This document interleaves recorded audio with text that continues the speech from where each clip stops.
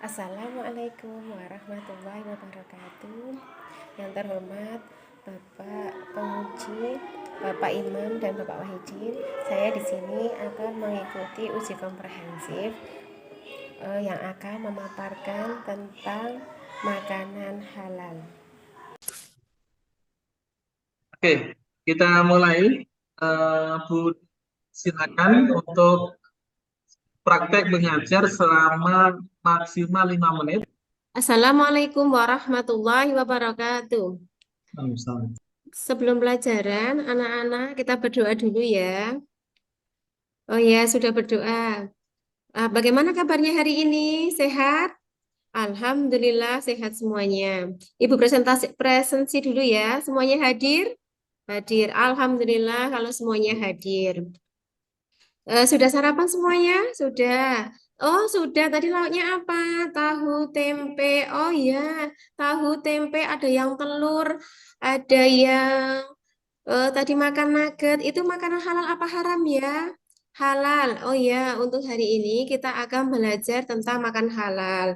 Nah, untuk sebelum pelajaran, anak-anak masih semangat ya?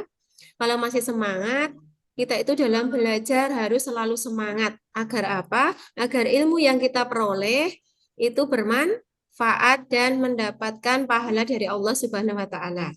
Untuk tujuan pembelajaran kali ini dengan mengamati slideshow pembelajaran tentang makanan halal dan penjelasan guru, siswa dapat menjelaskan pengertian makanan halal. Dengan mengamati slideshow pembelajaran tentang makanan halal, nah, penjelasan guru, siswa dapat mengetahui hukum makanan halal. Dengan kerja kelompok diskusi, siswa dapat mengidentifikasi macam-macam makanan halal.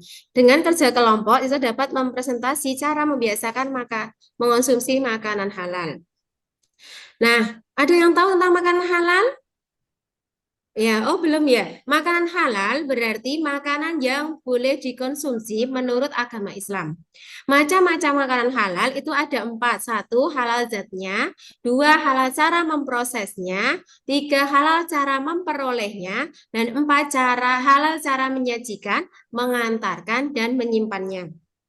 Nah, makanan halal menurut agama Islam itu ada lima. Semua rezeki yang berasal dari Allah Subhanahu wa Ta'ala. Yang kedua, semua jenis binatang yang berasal dari laut. Yang ketiga, semua binatang ternak.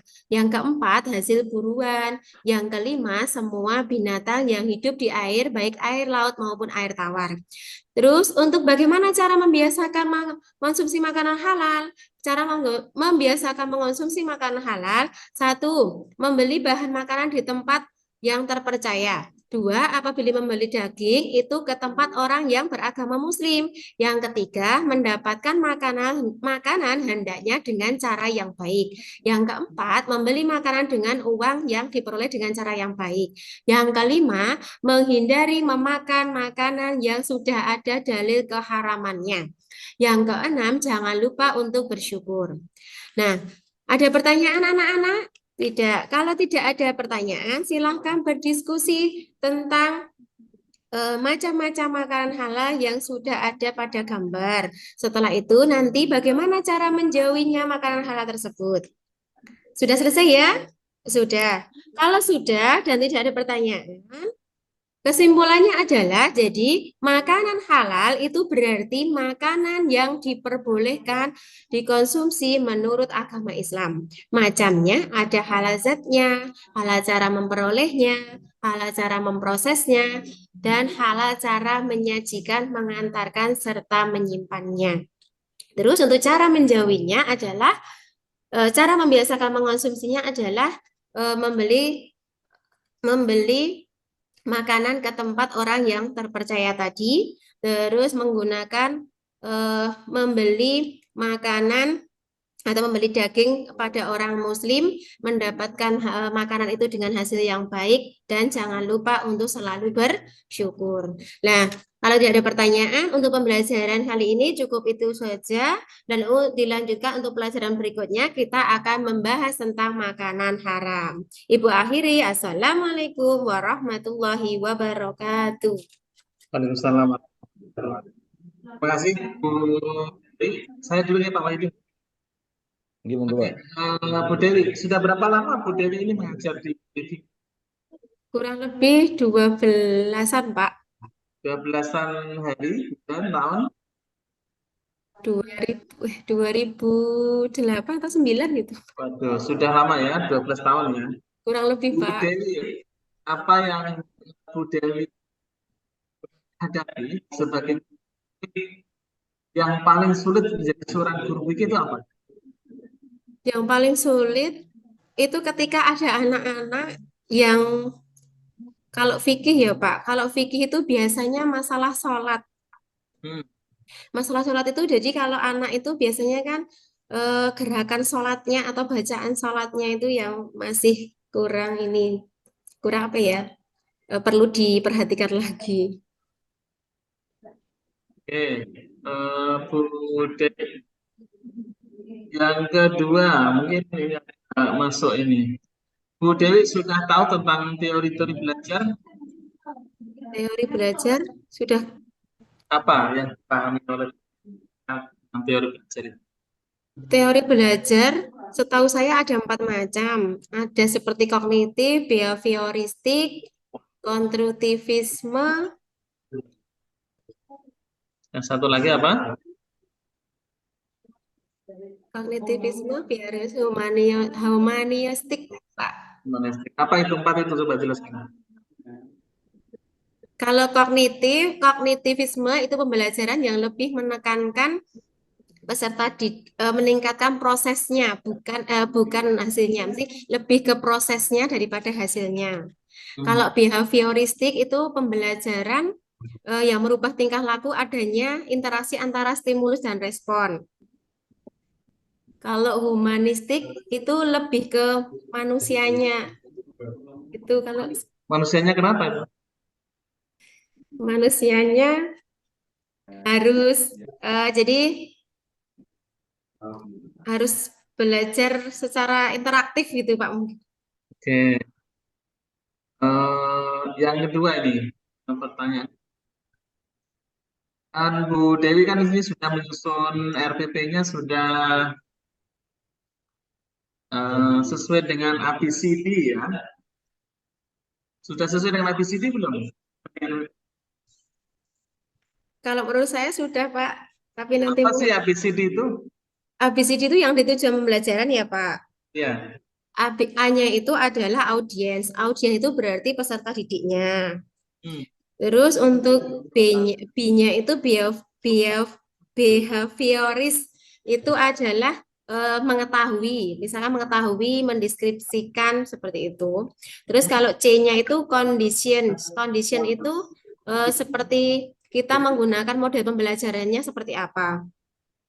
Terus kalau D-nya itu degree, degree itu peserta didik itu misalkan menjelaskan dengan benar. Kelas 6 ini ya. Kelas 6 dilakukan seperti yang dijelaskan. Nah, Insya Allah bisa, Pak. oke. Berikutnya Bu Dewi, pernah nggak membuat LKPD? Pernah, Pak. Bagaimana cara menyusun LKPD itu? Menyusun LKPD-nya disesuaikan dengan apa namanya? Kita tujuan pembelajarannya apa, Pak? Tujuan pembelajarannya nanti disesuaikan dengan kompetensi dasarnya. Terus nanti langkah-langkahnya dalam membuat LKPD itu membuat langkahnya yang harus apa namanya? Langkahnya yang harus ditempuh siswa nanti seperti apa? Terus nanti ada bahan diskusinya. Hmm. Terus, udah itu Itu aja? setahu saya seperti itu, Pak. Oke, oke. Yang terakhir ini, eh, kalau di dalam konteks mengajar itu kan ada istilah sumber belajar. Paham apa yang dimaksud dengan sumber belajar? Sumber belajar itu berarti kita misalkan mau menyampaikan pembelajaran itu sumbernya dari mana? Misalkan dari buku, seperti itu buku fikih, misalkan buku paket siswa fikih kelas 6. Menggunakan pendekatan apa, Bu? Oh, untuk pendekatannya PBL, Pak, Problem Based Learning. Ibu mengajar pendekatan PBL. Terus Oke. metode gunakan apa, Bu? Metodenya ceramah, tanya jawab, diskusi. Berikutnya Bu, apa toh beda media sama alat pembelajaran Bu?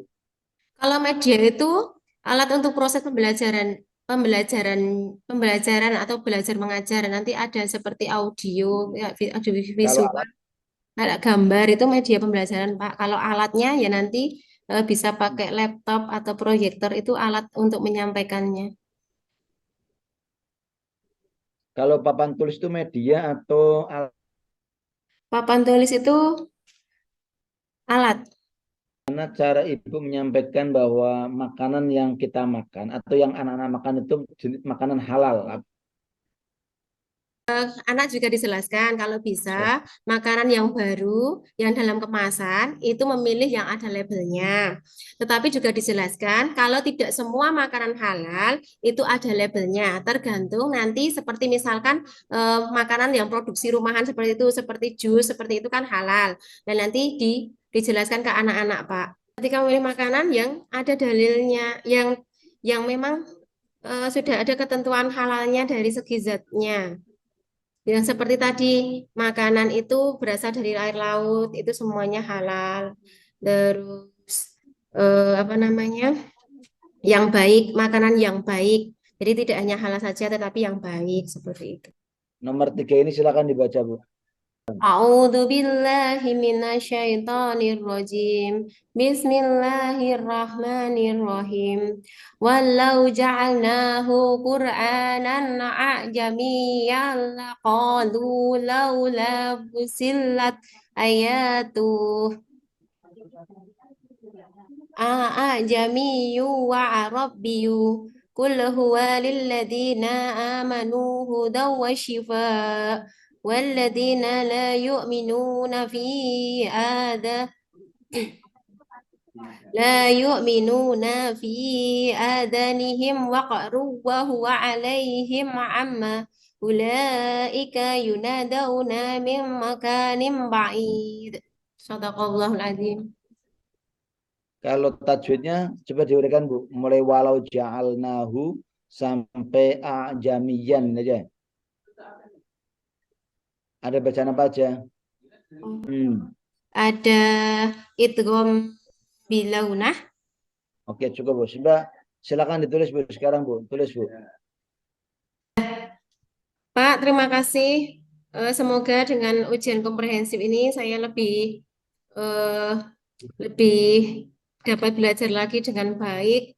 Terima kasih atas bimbingannya. Mohon eh, maaf apabila ada kesalahan, kurang dan lebihnya. Terima kasih kepada Pak Imam dan Pak Wahidin.